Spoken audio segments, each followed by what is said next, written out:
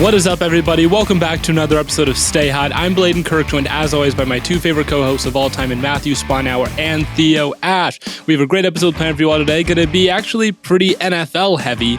I don't think we've had like an NFL heavy episode in quite some time since the NBA playoffs have been going on.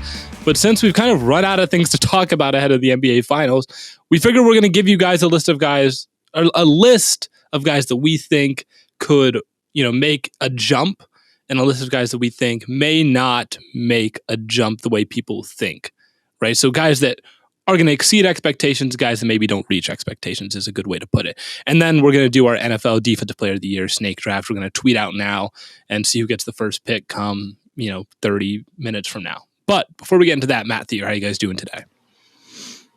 I'm doing good. Still in Columbus, but yeah, same old. Yeah, I'm doing good as well. Busy couple days here with I was on a Vikings podcast yesterday. I think it's like Locked On Vikings. It's SI's thing. And then we had the NBA live, and I had the All-22 review yesterday, and then prepping for this podcast and getting my list of names together for breakout players. So yeah, it's been pretty busy, and yeah, not much going on outside of that. Fair enough. Matt, I know you're not doing well. Actually, you're in the 614. So, and you obviously hate the 614. What makes you say that? What is the 614? It's the area code for Columbus. Okay. I have one of my favorite shirts is a 614 shirt, but I don't know. I don't understand why do you think I hate Columbus? Man, you didn't tell me you were coming to visit, man. Broke my heart. I already saw you. It's my fault. Didn't we talk about this in the last podcast? Didn't you say like something about his favorite shirt? And Matt was like, you were like, "Oh, Matt, you're coming up to Columbus." He came to pick up his book bag. The only reason I knew is because someone had to tell me that he was coming up to Columbus. It's because you guys don't talk enough. Yeah, you guys. Yeah, I'm sorry, I never talk on this podcast. I'm fucking with you, Matt. I'm fucking with you. Anyway, make sure you guys subscribe to the YouTube as always. Nothing really newsworthy to say subscribe to the YouTube for. I'm gonna finish my album next week, so that's kind of newsworthy. Are you gonna release it? It'll release July 15th. Okay. Because it takes time for upload to the distributor. It takes like a few weeks to process. Okay. But you're up, so, you're pressing send on June 7th, okay. I think. Okay. All right. Good. It's going to be a good album. How many songs is it again? It's only 9. It's not a big album. That's not, yeah. Hey, Daytona by Pusha T is one of the best rap albums ever. It's only 7. My favorite album from last year by Jiraiya, A Beginner's Guide to Faking Your Death, I think is only 10 songs. So you don't need it's quality over quantity. Right? Exactly. But yeah, subscribe to the YouTube channel for some more great content like this. I say we just hop right in to the breakouts. I don't know exactly how we want to order this, of who goes in what order. I guess I would pose this question to you guys. Is there anyone that you are really high on, that really jumps off the page as someone who's about to break out, you just can't wait to get it off your chest and you're you're confident about it? I still I don't know. Matt, I'll let you go. I still like our guy from last year. I don't think I've ever been more heartbroken over an injury. Well, maybe that's not true, but J.K. Dobbins obviously is probably still all on our list. And it sucks because it's a dice roll about how you come back from an injury like that. And I don't want to talk about it too much because I think we've spent more than enough time as a podcast talking about J.K. Dobbins. But I'd like to at least throw his name back out there because we like him a lot and for good reason. Yeah, that's a good think call out. The ACL does scare me a little bit, but yeah, if he can come back from that at the level he was at his rookie season, I think that he can be one of the best running backs in the league. As we've talked about millions and millions of times, the ACL honestly doesn't scare me that much. Maybe a decade ago, I would have been ooh. It's not great. I feel, but I don't know. It's not great, but I feel like we've seen a lot of guys at this point come back and perform at a high level after an ACL tear. So, but then there's also Odell, where he keeps getting injured after. So Yeah, I mean, Peterson really did hit or it. miss here. That's Peterson won MVP. I saw a study that was like the history of running backs that got an ACL injury, and it's a lot of them were out of the league a couple of years after tearing their ACL, but also a lot of the guys who tore their ACL weren't stars. It's like Beanie Wells, right? So it's kind of tough to tell. That's but a throwback. After tearing, that is a throwback. After tearing your ACL, the results for running backs on average aren't great. But also the average running back who tears their ACL is not as good as J.K. Dobbins is. So I'm hopeful. But yeah, it definitely scares you a little bit. I've got another Raven, though. I've got Bateman. Bateman, I think, is, I mean, poised. Guy. He's poised to get a large workload, right? You look at that receiving core, and it's him and then like a bunch of unproven guys, and he's an unproven guy. But yeah, they either the Ravens really trust him or they're committed to having a terrible receiving core, and I don't think it's the latter. So yeah, I don't know. Ravens fans would have you believe that Greg Roman wants nothing more than to surround Lamar Jackson with like just straight bums. Well, Roman is Kadero Hodges. Greg Roman is a good run. Like he can structure a run game real nice, but his pass game concepts and the spacing of his wide receivers and the concepts are, I mean, it's rough. So, but that being said, there's definitely some things working against like a full blown Rashad Bateman breakout. But what he was doing in college, like I said, I liked him more than Garrett Wilson. I honestly did, and Garrett Wilson was my wide receiver 1 this year. I thought he was so silky smooth as a route runner, great catch radius. Really cerebral, played with pace, played with good timing. He was fast enough, good after the catch. Like there just wasn't really a discernible weakness in his game for me. And with the opportunity that he has now, and even last year, he didn't have a ton of production, but like he was beaten up on Greedy Williams. I saw that happen, and I thought that he looked like he made some really difficult catches. Like he had some great snags last year. So he was playing with Tyler Huntley in a questionable offense, so obviously the production's not going to be that good. But from the eye test, Bateman has done nothing but impress for me personally. So he's on my list. He's like the guy that really jumps off, but I've got some others. All right. I'm counting out the corners in my top 100 right now just to make sure that I'm not like already saying that he was one, because my guy is going to be Pat Surtain. I think Pat Surtain last year was a very, very good corner, right? And I think that's no question. I think any Broncos fan would agree, and I think he was fantastic. I think anyone who watched football last year would agree that he was outstanding, especially for a rookie. I think he's going to elevate into a top 5 corner, and I don't think it's going to be even like up for debate. How many corners can you remember that come into the league do you think of that are just like outstanding immediately? It's not many. Marshawn Lattimore was one. Yeah, he was amazing. I'm trying to think. He was amazing his rookie season. His rookie season might be his best season. But he's been good since then, no doubt. Yeah, he has. I'm trying to think. Darby was pretty good right away, and he hasn't Ramsey. Ramsey was really good right away. Like it's a really short list of guys that Jenkins. are just. I actually just did this.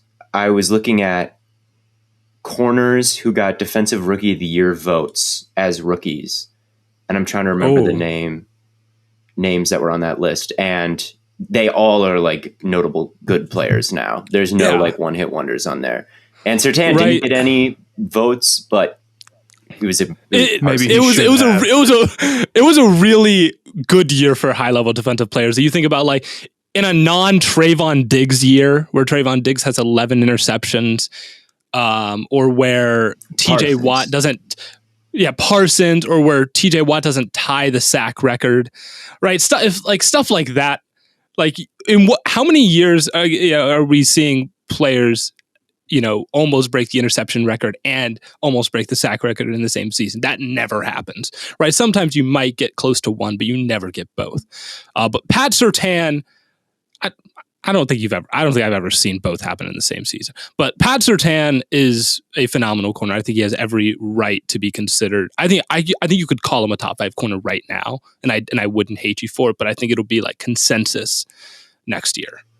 Another corner that I believe was a rookie last year out of Oklahoma was Trey Brown for the Seattle Seahawks. And he was a rookie last year. In a pretty limited snap sample size, he played really well. And I think with the departure of DJ Reed, he's going to be forced into a much bigger role. And I think that he's he's a corner that I wrote down that could have kind of a breakout year next year. He's like Surtain would have to go from like very good to like defensive player of the year caliber. I think Trey Brown could go from like kind of relative unknown to like very quality starter. I think he's someone to watch out for as far as second year corners go. Tyson Campbell is another one who I thought played well for the Jaguars down the stretch of last season out of Georgia. I thought he did a good job. He was kind of toast at the beginning of the year, but he got progressively better as the year went on, I thought. So watch out for him to continue to get better in his second year. And I would say I have J.C. Horn on my list. He was actually already really good last year, and he just played 3 games. But I think he'll prove to be a very good cornerback one. Technically, he looked pretty good last year, and the athleticism was obviously there. I'm a little bit worried about the foot injury with him. Foot injuries are, prone to getting re-aggravated, I always feel like. But if he plays, I think he'll be really good. Last year's rookie especially class with was corners, so good. That lower body stuff is really critical with them. But no, I love JC Horn. Except the only thing is like you're like, oh, you looked good in those 3 games. Well, I feel like the Panthers looked good. I also remember the first 3 games of the Panthers happened? season being against the Jets, the Texans, and I don't remember who was the third. Was it? Oh, who was it? It wasn't like the Tampa, Saints with it? like 4 of their it was coaches. The Saints with no coaches and no Michael Thomas. Yeah. Well, So he it's looked like- good regardless. I don't care. Sorry. Good is good. Better than I mean, he was the Surtain, first I fear. cornerback taken in a very good draft class and looked good. That's what I'm saying. In his small sample size. But yeah, he's not a name. Although if I want to list somebody who I don't think will live up to expectations, the other Panthers corner, Dante Jackson, he got a big contract. He's not that good. I just don't think he's that good at all. I don't trust him against top receivers at all. And he makes he's not terrible because he'll make like a crazy, he's great for the Panthers, Instagram. Like he's going to go make a highlight play. They posted me. They posted your, and he does some sick stuff, but like in terms of actually like stopping consistently quality receivers, he doesn't do that nearly enough to warrant the contract he got, which I think is like $10 million a year or something. So I didn't love that signing. I think even as like a cornerback too, I think he's not strong. So I don't love him. I also think that I'd buy the Trayvon Diggs regression next year. I don't think that he's going to get quite as many picks as he did this year. Yeah. I think that he bites on double moves a lot. I mean, we saw it in the game against the 49ers. I mean, Ayuk was torching him left and right. That's the last we saw of Trayvon Diggs. And I think that is just kind of in his nature. I think that he's going to be very volatile year to year. And I'm not sure if I don't hate that he got the accolades that he did last year just because the interception numbers were so good that I think that he was fine and overall a positive for that defense. But like year to year, I'm not super high on Trayvon Diggs, but we'll see. My one thing with Diggs, and I've been going back and forth on this, is when you think about like how does your mentality shift when you're like halfway through the season and you're like on pace to break the interception record that has stood for like, what is it, like 50 years? I almost think at that point you might start, especially like a young corner, you might start jumping stuff. And that's not unreasonable.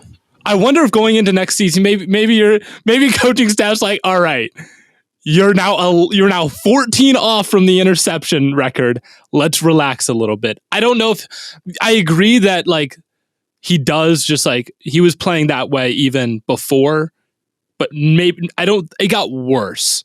Like the higher his interception numbers got, the more greedy he got with like trying to go after those interceptions. I remember I think it was like through the first 5 weeks, it wasn't that bad, but it got much worse as the season went on. True. Yeah. I mean, he gave up a lot of yards his rookie year as well, to the point where I was like, he needs to be benched. So, yeah, I don't know. I loved him coming out of college. So maybe as far as second year players go, we're talking about how great last year's rookie class. One of these quarterbacks is going to disappoint. I'm not super sold on Zach Wilson, just because I think, and even Fields to some degree. I think like Fields might not have the breakout year that a lot of he needs to have for people to feel good about him. Just because the offensive infrastructure, again, Darnell Mooney is a good player, right? But I mean, Bears fans are talking themselves into Equanimous St. Brown. They're talking themselves into like Cole Kmet and Velas Jones. Velas Jones. What was it? Byron Pringle. They're Byron Pringle. Yeah. Breakout season. It's not like the offensive infrastructure around him is just really bad. They're like, oh, Nagy's gone. It's like, okay, yeah, that's not enough. It's not enough, in my opinion. And I like Fields, but the sack rate was crazy high last year. I think it's going to be crazy high again this year. I think like it's just every great quarterback has good things around him, right? Every Mahomes does. Rodgers does, or at least he did.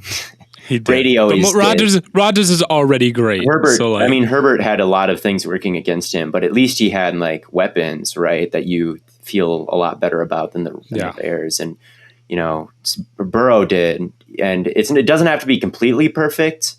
Obviously, if everything needs to be completely perfect for you to be good, you're not good.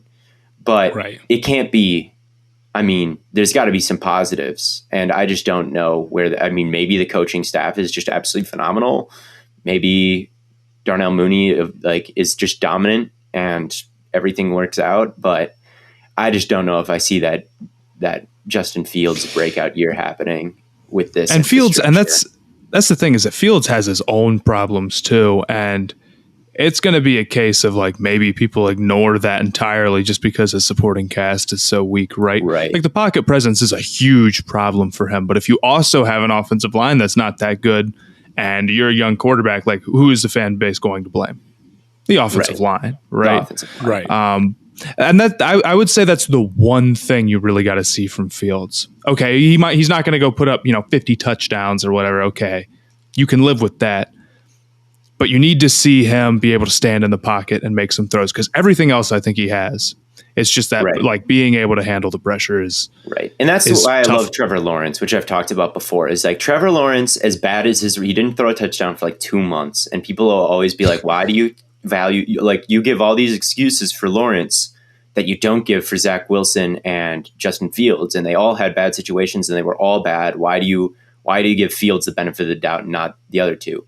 First of all, Trevor Lawrence was better in college. That's tape that exists. So I've got my priors where I'm like, I think that he's a better player. And B, just the poise, where his sack rate was like 5% and Zach Wilson's was like 10% and Justin Fields was like 11%. So that's like that poise and that kind of like ability to manipulate pressure and keep a level head is what separates Lawrence and what I think will help him in the future. And that's something he doesn't need to work on. And it's really hard to like work on that, because like when bullets start to fly, either you've got a level head or you don't, and it's not something you can really practice. So, and it helps when you're like 6'6", that's the one thing I think people really don't understand about like why quarterback height matters. It's when you're the biggest guy on the field or one of the biggest guys on the field, you're not afraid of anything. But when you're like questionably 6'1" and there's a 6'5", 270 defensive lineman coming at you, it's real easy to be like, shit, I got to get out of here, right? And that you made kind of a similar point with Najee about how like it's like maybe he'll finally learn to run some people over if he puts on some weight. I'm glad that he put on some weight. That was a story yesterday where he put on like 14 pounds or whatever. And then Najee was like, I was 240 last year. Y'all media people don't know anything. Well, like the Steelers had him listed at like 232. So I don't know how anybody's like, supposed to. Like they're just going off what the Steelers say. Like, I don't know what else people are supposed to do. But Najee is someone who, when I did my review on him, there were times where he would kind of dance around It's just like, Najee, you're huge. Just go forward. It was like your NFL. I literally compared you to Derrick Henry. Why are you making me look stupid? Right. No, Najee. Well, Henry kind of had that same problem too for the beginning of his career, where he wasn't really going as hard as he could have. Right. No, Najee means like I said, Najee thought he was Shady McCoy or Jamal Charles or something. So I'm glad that he's gaining weight, just because it's like, if you're really bulky and you're like bulking, I think that gets you like thinking like, okay, I'm going to run some people over. I need to be more of a power back. So I was actually glad to hear that. Not that I think that he's going to break out, because like last year he was super productive. So like, I don't know what a Najee Harris breakout looks like, considering how productive he was last year. I mean, he was productive because he had like 5 million touches. Yeah, and he can block and he can receive, and like that keeps you on the field. But yeah, as a runner, he definitely has some like growth that I think he can do. If we're talking running backs, one guy that I think could disappoint is DeAndre Swift, and he's someone, Matt, that I know that you were low on last year when we were talking about fantasy, and I didn't think he was like that bad as a fantasy guy, and I think this year he's held in a high regard as a fantasy guy, I think. But like last year, he was not a very good running back, and last year was a year where an elite running back would have been in a great situation in Detroit with a good offensive line, a tough-minded team that wants to establish the run, and you as a running back, like if you're Derrick Henry, you can put up 2,000 yards in that situation in Detroit. Oh, yeah. Especially when your quarterback is Jared Goff. Right, exactly. Swift, go ahead, Matt. Oh, the damning thing for him is that if he was really that elite of a runner, like a pure runner, he would have stolen more carries from Jamal Williams. Jamal Williams is not that good, and I think they may have been like close to equal in carries. And Williams is like a nice running back, like he's a good depth guy, but I wonder if he had more carries than Swift. And I don't know if that's necessarily a talent thing, but maybe it's an injury thing. Like Swift is going to be a great fantasy guy for sure. But I agree with you. I watch him and I'm not as impressed as with some of the other top running backs. Right. I think like his vision is questionable. He's not as patient as Jamal Williams is, I think. And he, doesn't quite run with the nuance that Jamal Williams does. And I think that it's frustrating. And it's why he was one of the least efficient running backs in football this year. If you look at DVOA, EPA, I mean, he was atrocious. And it's not like Jamal Williams had more carries than DeAndre Swift last year. Yeah. And the same number of games. I think Swift is really could lose his starting job this year. I think he needs to take a big leap. I think there's a world where if he continues to be inefficient and continues to not read the offensive line well, that they just say, Swift, yes, you're a little bit of a bowling ball and you can run some people over, but man, like it's not worth it if you're going to average 2 yards a carry on outside zone, right? Like you need to see what's in front of you. So he's someone that I think is really like could kind of disappear after this year if he doesn't really step it up. So that's someone that I've got marked as a dude who's maybe people don't think about him as a bad player or someone whose job is at like in immediate danger, but I really think that it is, and he could really disappear. And that's a fantasy football thing. It's a fantasy football thing 100%. And the problem is like you put like a top 5 running back on the Lions, like that is the surefire running back one fantasy wise. Like that is maybe the best situation in the NFL. Team doesn't want to pass a ton, but can do it enough so where, to keep the other team honest. Good offensive line and not like such a stable of backs where you can't get a huge workload if you're really that guy. And Swift, he's good in fantasy, but it's, he's had a lot of, they drafted him really high. He should be. Of course he's like good in fantasy. So I agree. I'm not super high on him. Yeah. Tough. Matt's come full 180 from last year. No, he was down on Swift last year. I was the one who was high on Swift. No, I was high on Swift. Matt was the one who was anti-Swift. And yeah.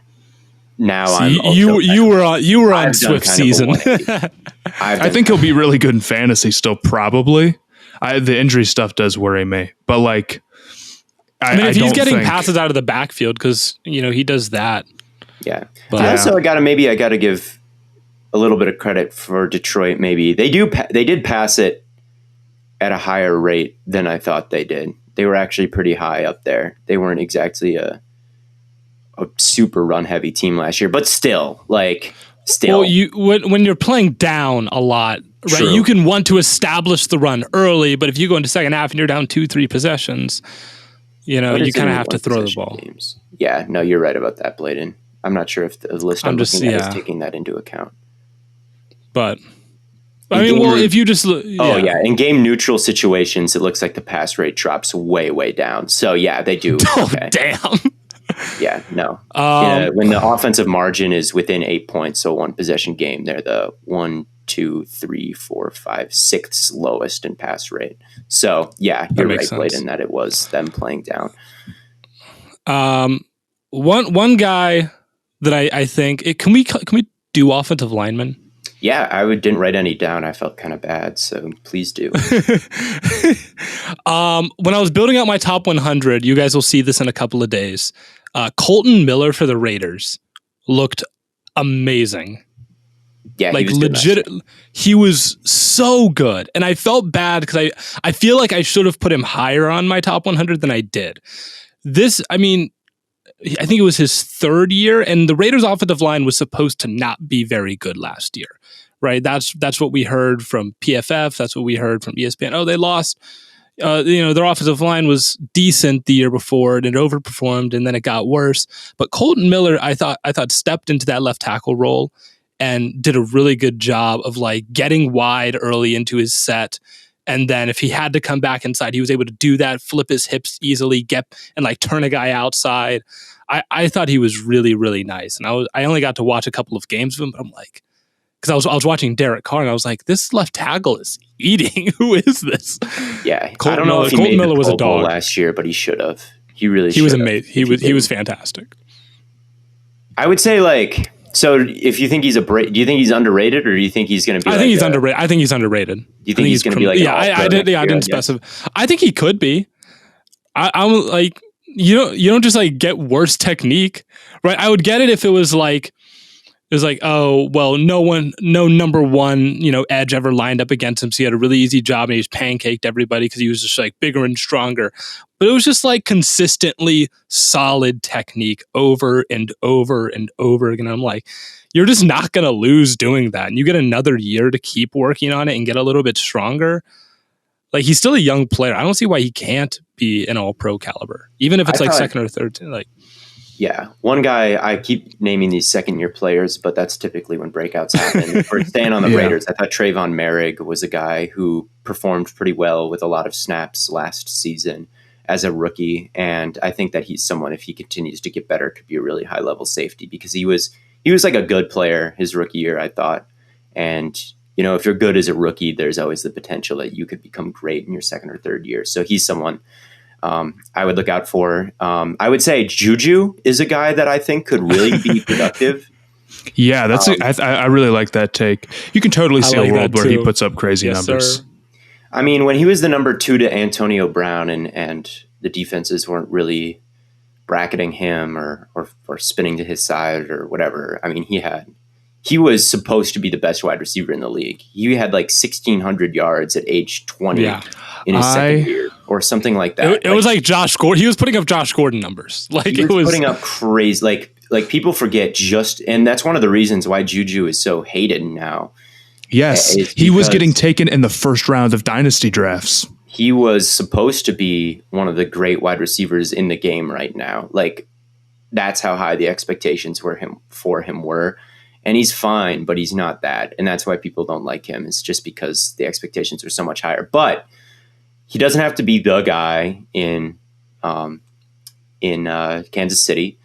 I think that he's going to benefit from that. I think that he's going to be the most reliable wide receiver there because Marquez Valdes-Scantling has had his issues with drops. Mecole Hardman has had his issue with being consistent. And Juju's just going to be that solid dude, I think. And he can run the full route tree. He's tough in the slot. And whatever you want to do, I think that he can do it. Mahomes, if they're going to be a bunch of too high, let Mahomes Cook underneath. That could be, obviously there's Kelsey, but Juju can do all that as well. And, maybe it'll be like, well, maybe what I'm describing is just Kelsey having a huge monster season and getting that's my projection, but workload. But I think Juju could come in and be someone who can take the pressure off and maybe make them pay for just going, too high, protect the deep ball all the time if he's working the slot and doing whatever. I think that he can take some of the pressure off Kelsey.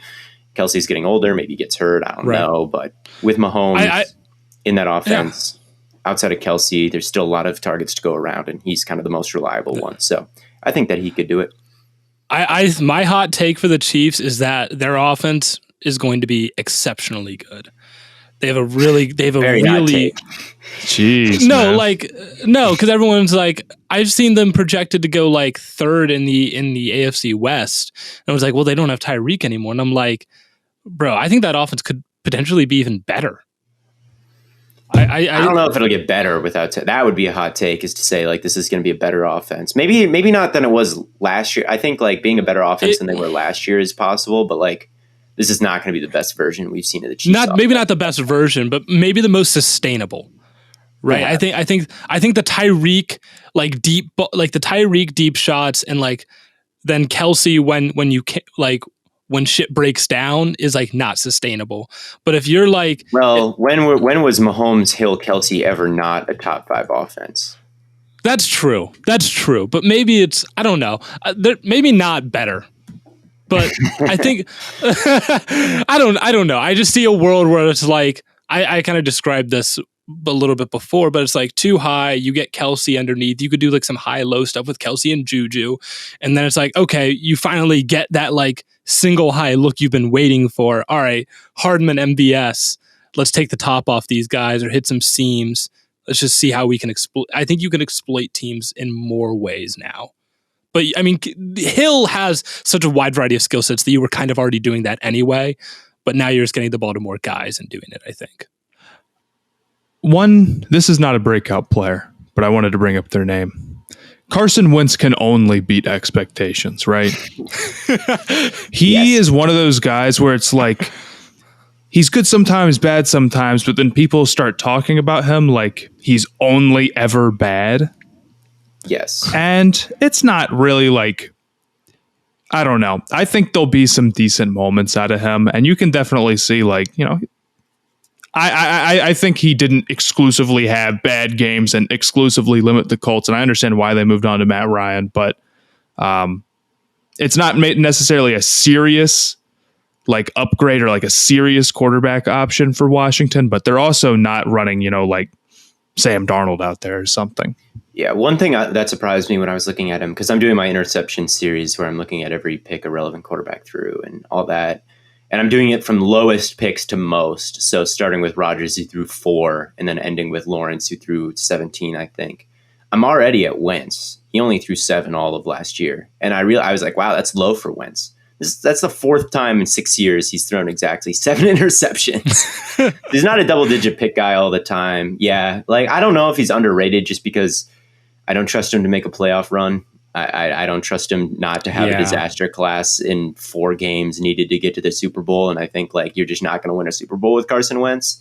And it's like, if that's your quarterback, like let's try to work to move on. Right. So, but yeah, no, he's not trash. Right. Howell is not better than him.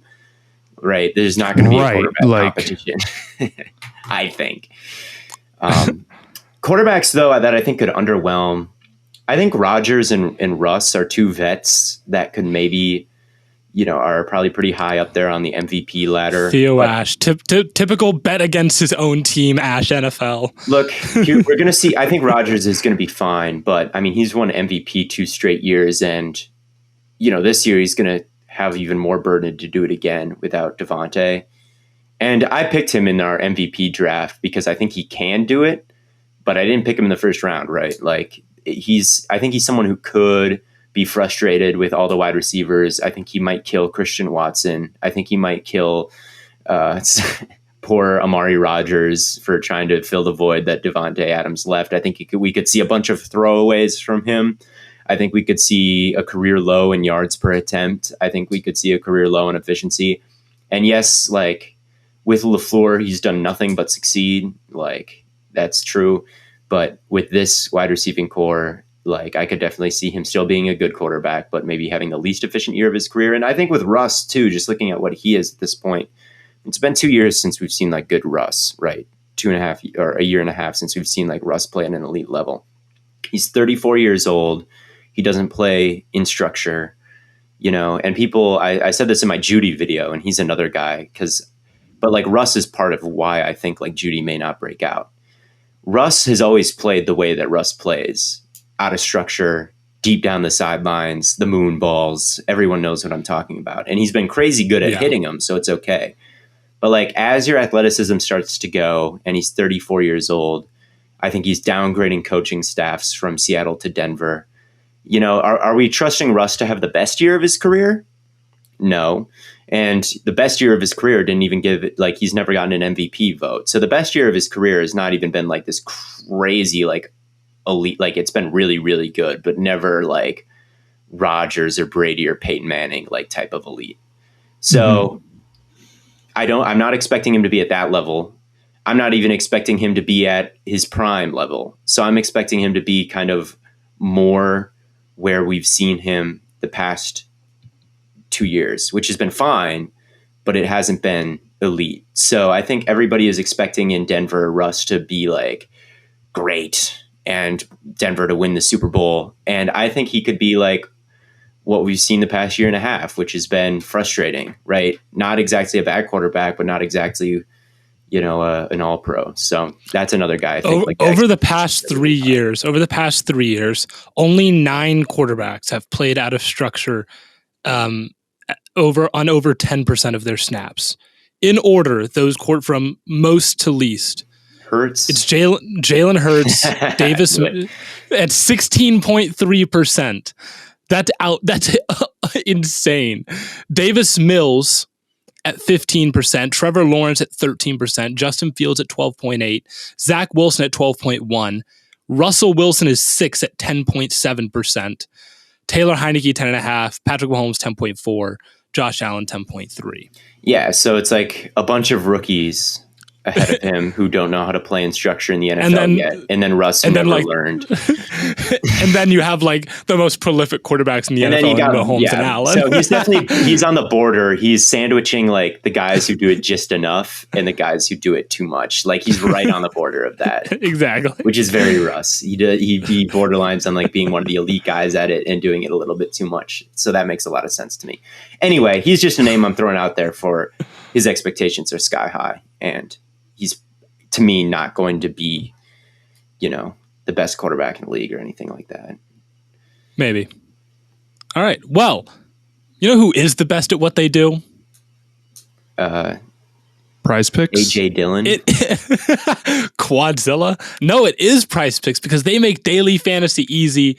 PrizePicks offers more NBA props than any other DFS operator, and they offer every player in every stat category you can think of. Theo, you better get ready with an MLB player because I'm gonna. Or Matt. Matt, I always ask Theo, but I don't know if do you know? I was watching a guy the other day who was, but I can't remember for the life of me. He hit a home run though. It was sick. I love when they do that. I love home runs, dude. I love home runs, man. You can pick 2 to 5 players and an over-under on their projections, and you can win up to 10 times on any entry, and it's just you against the projected numbers. PrizePicks allows for mixed sport entries. So Theo, who's Have you ever heard the name Nick Castellanos? Nope. I've heard Matt, that name. You know what? Yes. Oh, that's the who does he play for? He's the I don't even know for at the this Phillies? He plays for the Phillies. Yes, he does. And whenever there's there's a team in the MLB named the Phillies. Oh my God, Bryce Harper. Have you ever heard of Bryce Harper? I have heard of Bryce Harper. Okay, yeah, he played for the Phillies. Okay, I didn't know there was a team named the Phillies. But anyway, yeah, the Philadelphia Phillies. No, Castellanos is the guy who that's a drive deep into left field. I'm so the guy who was apologizing for homophobic remarks caught on a hot mic. And then as he was reading his apology, Castellanos hit a home run and he had to call the home run and it interrupted his apology. And multiple times since then, there's been they're trying to read off, like, it happened like 2 days ago. They were trying to read off, it was Memorial Day, and they were like, thank you to all the soldiers who made the ultimate sacrifice. Oh, Nick Castellanos, he does it all the time. It's happened like 3 times in game. And who is this? Nick Castellano? Yeah, Castellanos, I think is how you pronounce it. And it's been even more times where he's hit a home run and like immediately as like horrific breaking news happens, like, oh my God, there was just a horrible car accident or like a shooting or something. And then it's like Castellanos with a deep drive. I'm surprised you haven't heard anything about that. I have not heard that. But PrizePicks allows for mixed sport entry. So for example, you can take the over on Tatum and you can combine it with the under on Nick Castellanos. There's a lot of horrible things happening right now. So definitely take that Castellanos over.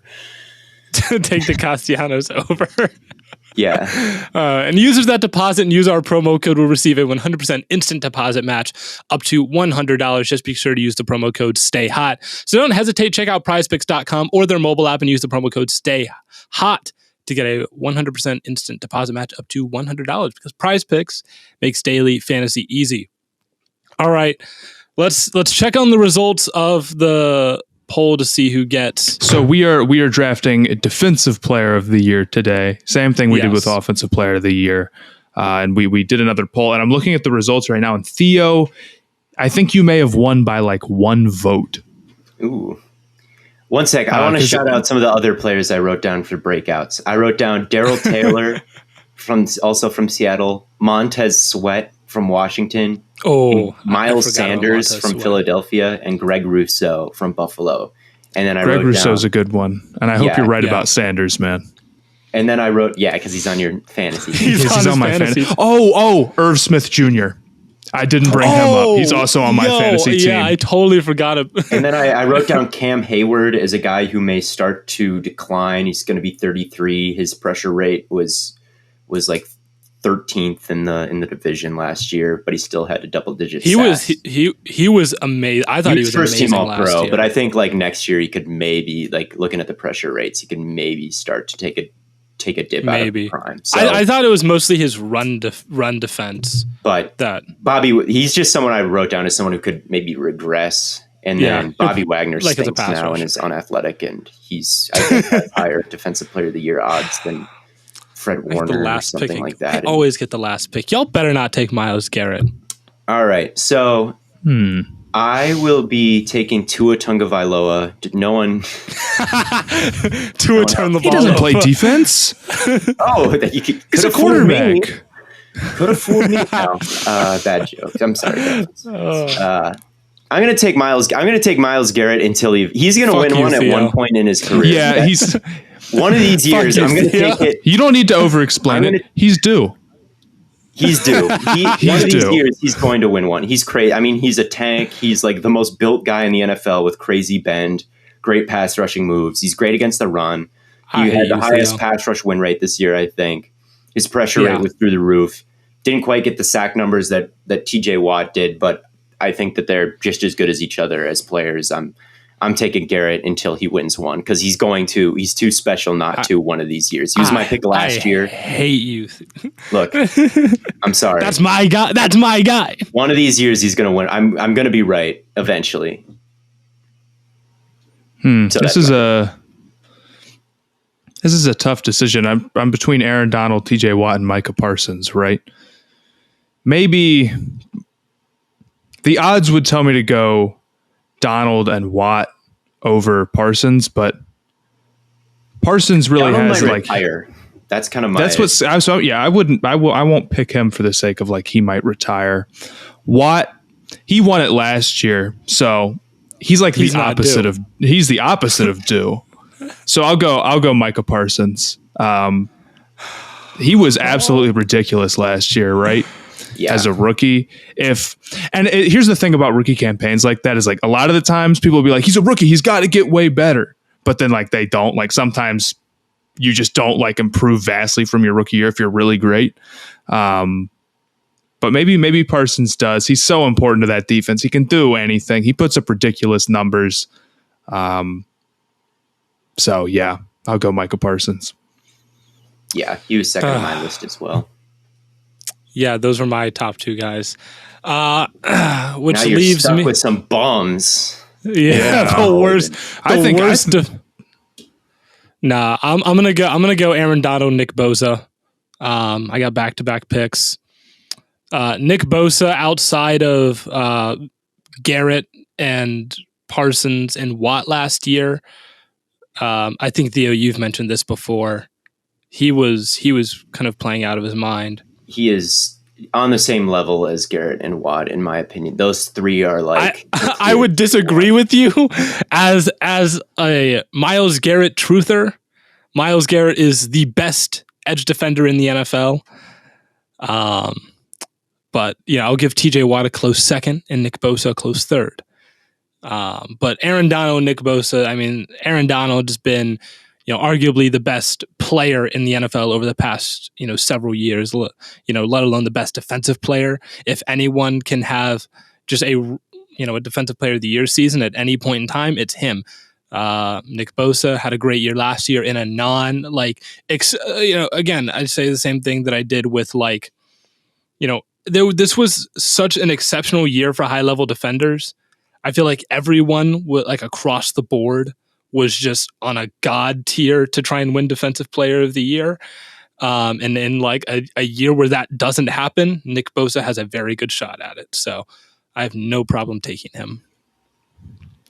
And that brings it back to me. Yes, it does. Yeah, I'll go TJ Watt then. Yeah. He might not be due, and it's the odds of him having the same sack luck aren't great. But he's still one of the best pass rushers in the league. He still plays for a really good defense. He's still a great defensive player, one of the best in the league. So here at 5 with the 5th pick, his motor runs so hot. And I mean, you may say he doesn't have the sack luck, but he's led the league in sacks 2 years in a row now. I said, when you're pushing the record, it's certainly you can't match that again. I don't mean to call him lucky. No, but 22 and a half, certainly. There's a lot of assisted sacks in there as well. But I mean, even the year before, 15, 14 and a half, and 13. I mean, the guy I'm about to pick has never had a 13 sack season in his career. And that's. Is it because you're going to pick a defensive back? No, it's because I'm going to take Nick Bosa. Jalen Ramsey. Nick, I'm going to take his brother, Joey Bosa. I think he's also a pretty elite edge rusher. Doesn't quite have the crazy sack numbers in his career that guys like TJ Watt have had, guys like Myles Garrett have had. But with Khalil Mack on the other side of him, it's just going to be you're going to have to send chips one way or the other. One of them is going to force pressure into the other way, into the other one. I think just in general, it's going to help both of their numbers. It's going to help them beat both of their tackles in front of them. Having 2 elite edge rushers is really going to help them out. Is a part of it. Nwosu wasn't bad at all, but having Khalil Mack on the other side to chase guys into him and to take some of the chip and slides, maybe sometimes the offensive line slides to the left now and he gets a one-on-one right. So I think that he could be in line for a career season. I think the Chargers could be go from one of the worst defenses to one of the better defenses. And, team success doesn't matter as much for defensive player of the year, but it matters a little. But it matters a little. You can't be on a terrible defense. You can't be on a terrible defense, right? So, and I don't think they're going to be a terrible defense. Yeah, I'm going with Joey Bosa here. I think that he's got a pretty good case for. I think this is kind of an edge rusher award. You'd probably bank on an edge rusher winning it. And when was the? I mean, I feel like it's been a while won since recently. Yeah, let's say Gilmore. Kuechly won. Yeah, before that, Luke Kuechly. Yeah. Gilmore's the most recent corner I can remember winning it, or even the most recent Woodson defensive won back. one at one point. Shout out Charles. Yeah, Charles Woodson. Did he win it? He won it as a corner, not as a safety, right? Yeah, he won it as a corner. Okay. He probably played in a lot of different places, though. Yeah. All right. That makes it your again. I'm going to take another Charger. I'm going to take Derwin James. Speaking of defensive, over J.C. Jackson. Yes, I think that Derwin James could always just completely stuff the stat sheet with 5+ sacks, 10 10 tackles for loss, interceptions, locking down guys, like having a great passer rating when targeted, forced fumbles. I think that as far as secondary players go, he is just a unique one and can totally erase tight ends and can live in the backfield. And he stayed healthy last season, which has been a concern, but I mean, he came right back and was an elite player once again. So yeah.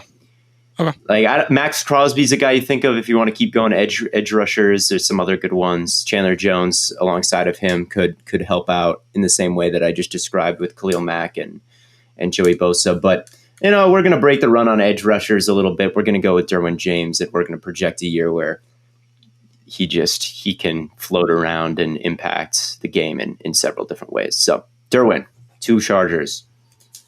I'll go Fred Warner. I don't really love any of the other edge rushers to be the number one.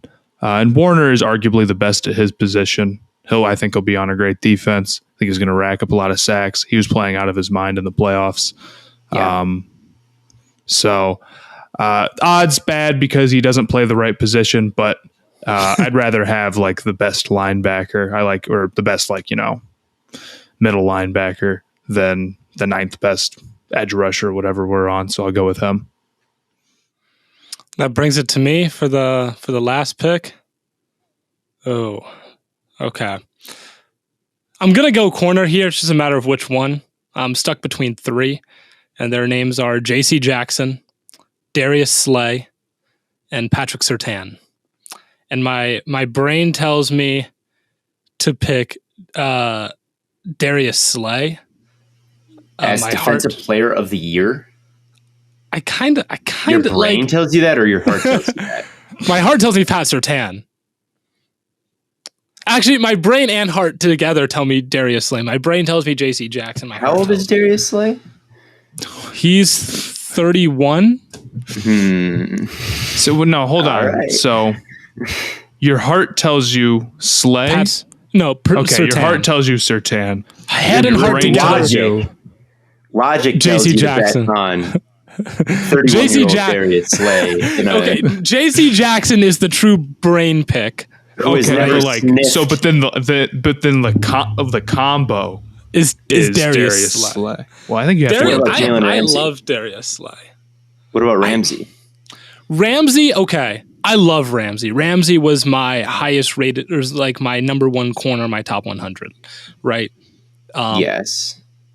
But like at the same time, he doesn't get the intercept. He's too locked down to get a defensive player of the year. I actually do kind of agree. Like, I don't know how a Ramsey defensive player the reason why I pick Slay looks unless he's just ridiculous. Like, the reason why I say Slay is because Slay has a nose for the football. He is always around the football when a fumble happens. I think he had like 3 or 4 fumble recoveries last year.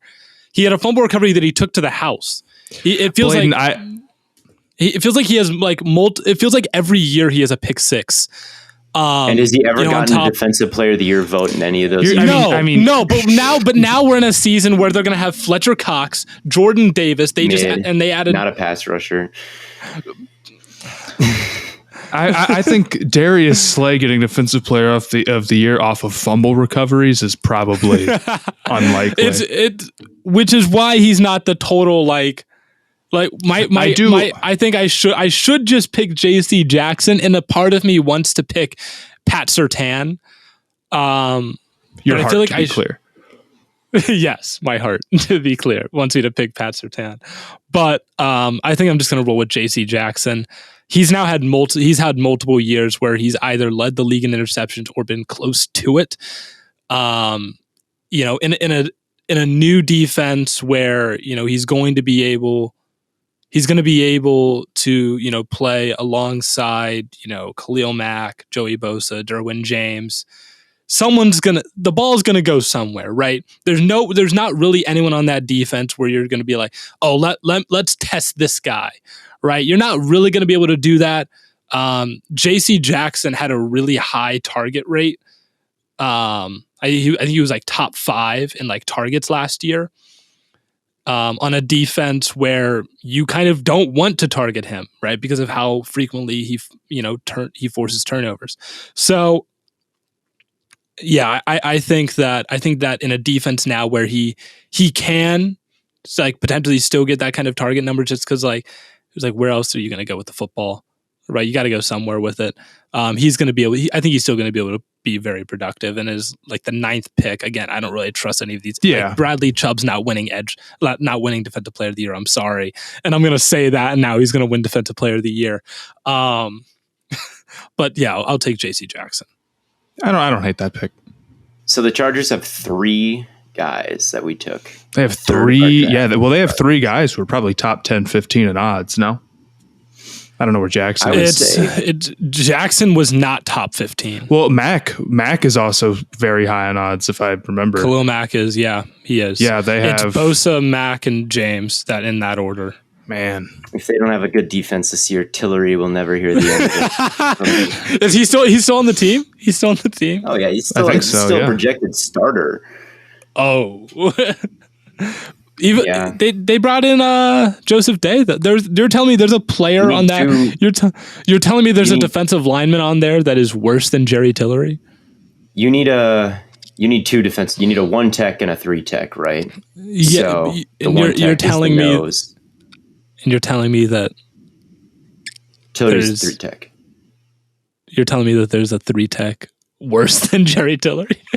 I thought he was the worst, man. Maybe, I guess. He is, but I guess he's still starting. You know, Jonathan Abram. Shout out Jonathan Abram. Jonathan Abram was a dog shit player for a long time, for like 2 years, like the worst safety in the league.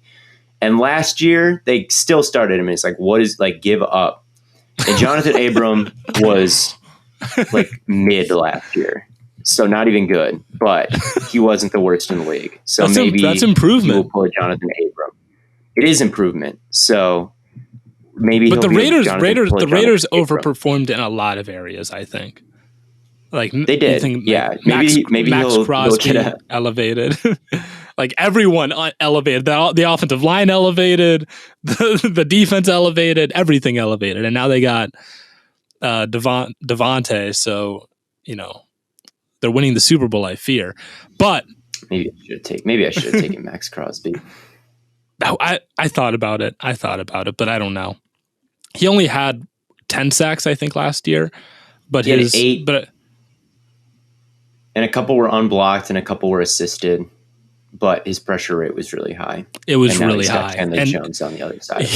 And pressure rate, like, for those of you that don't know, pressure rate is like a really good way to like project future sacks. Can I change my answer? Can I go back and say when they make a graphic, I don't pick Derwin James and I take Max Crosby since no one took him? You can have him. I'll let you have him. Okay, give me Max Crosby. And then I can have J.C. Jackson. It's a little bit more balanced. Keep J.C. Jackson. Okay, drafters. Sorry. You should be able to do that. I guess you can't really. He's an undrafted free agent, I guess. He's an undrafted. And you cut your second round pick. Yeah. Yes. All right. Who's my third round pick? Or no, he was your third. Yeah, your second was. I had Bosa. So I have Garrett, Bosa, Max Crosby. Okay. Wish I could have had Garrett, man. That's all I wanted in this life. He's winning one of these days. He is. You're right. He's due. It was so important for the Browns to bring back Clowney. It was so important. Yeah, that was an underrated. I did not care. Like everyone was like, "Oh, we're gonna have to pay him some." I don't care. Bring they could have paid him whatever he wanted. Blank check. Like I don't care. He had one pass rushing move last year. He cut inside, start outside, cut inside, and it fooled it. Like that's all he did, and his pressure rate was actually pretty high. And it's all he's ever done. Like he's never had pass rushing moves, and last year he just had his one.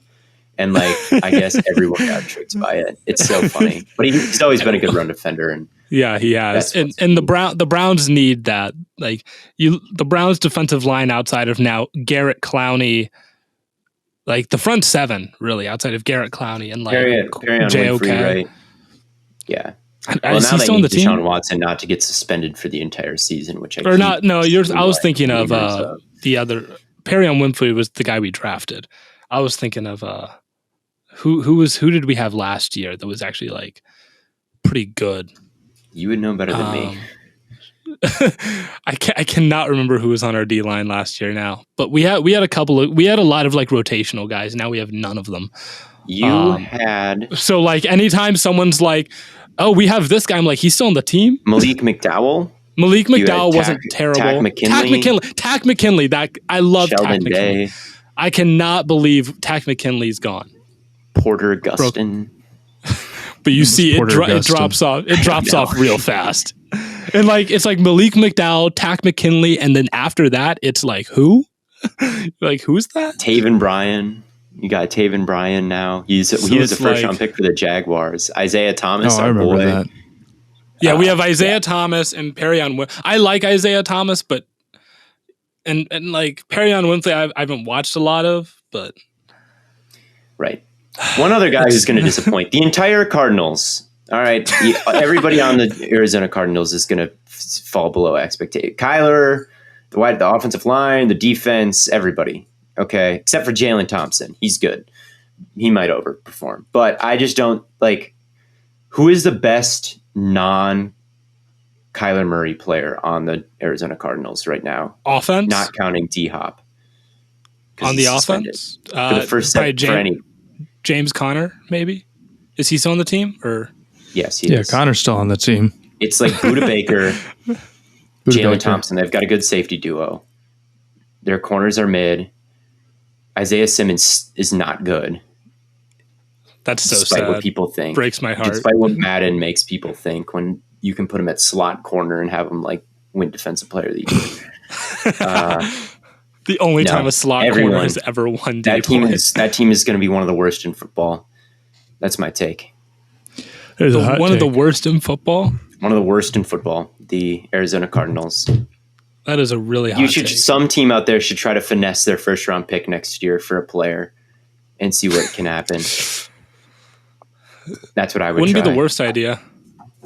See if they think they're contenders and would give up their first round pick next year. I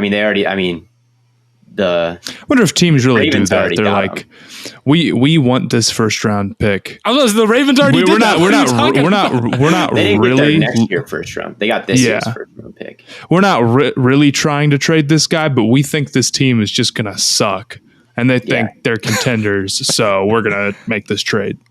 That's what I would try with Steve Keim. What a bad GM. He's terrible. It's all this house of cards is gonna come crashing down this year. Watch.